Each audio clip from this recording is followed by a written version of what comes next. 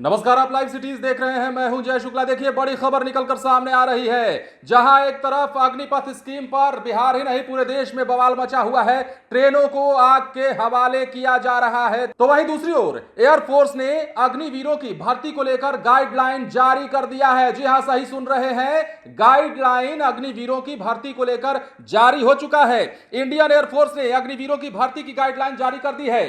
तीनों सेनाओं में सबसे पहले एयरफोर्स ने ही गाइडलाइन जारी की है और इसके अनुसार अग्निवीरों को अपनी 4 साल की नौकरी पूरी करनी होगी, उससे पहले नहीं जा सकते हैं आप नौकरी को छोड़कर। इससे पहले वो एयरफोर्स किसी भी हालत में नहीं छोड़ सकेंगे, ऐसा गाइडलाइन में एयरफोर्स के कहा गया है। ऐसा करने के लिए उन्हें अधिकारी की सहमति लेनी होगी। अग्निपथ स्कीम के खिलाफ युवाओं के गुस्से को ठंडा करने के लिए गृह और रक्षा मंत्रालय ने आरक्षण देने का भी ऐलान किया है। शनिवार सुबह गृह मंत्रालय ने अग्निवीरों के लिए सीएपीएफएस यानी कि केंद्रीय सशस्त्र पुलिस बल और असम राइफल्स में भर्ती के लिए 10% आरक्षण देने का फैसला लिया। इन्हें आयु सीमा में भी 3 से 5 साल की राहत देने का ऐलान किया गया है। इसके बाद शाम को रक्षा मंत्रालय ने भी अग्निवीरों को अपने मंत्रालय में होने वाली भर्तियों में 10% आरक्षण देने का ऐलान किया है।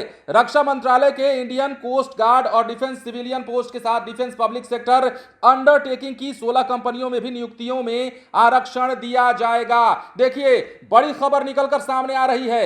एयरफोर्स ने अग्निवीरों की भर्ती के लिए गाइडलाइन जो है वो जारी कर दिया है और इसके साथ ही यह भी गाइडलाइन में कह दिया गया है कि 4 साल की नौकरी, जो 4 साल नौकरी एयरफोर्स में दी जा रही है या फिर आर्मी में दी जा रही है, और इसमें आपको छोड़कर बीच में नहीं जाना होगा, पूरी नौकरी करनी होगी। इसके अलावा आपको साल में 30 दिन की छुट्टी मिलेगी। साल में 30 दिन की छुट्टी भी गाइडलाइन में निहित है। इसके अलावा जो सबसे पहले देखिए, तीनों जो सेनाएं हैं, थल सेना, वायु सेना और जल सेना हमारी प्रमुख सेनाएं हैं, और ऐसे में एयरफोर्स ने सबसे पहले अग्निवीरों की भर्ती को लेकर जो गाइडलाइन जारी किया है उसके अनुसार बहुत कुछ आप अपनी स्क्रीन पर देख सकते हैं। अगर आप पढ़ पाएं तो सारा डिटेल दिया हुआ है, कौन कौन सी चीजें गाइडलाइन में निहित की गई हैं और कौन कौन सी बात रखी गई है एयरफोर्स के द्वारा, ये गाइडलाइन में आप देख सकते हैं। सबसे पहले तो यह बता दें कि बिहार ही नहीं पूरा देश जल रहा है।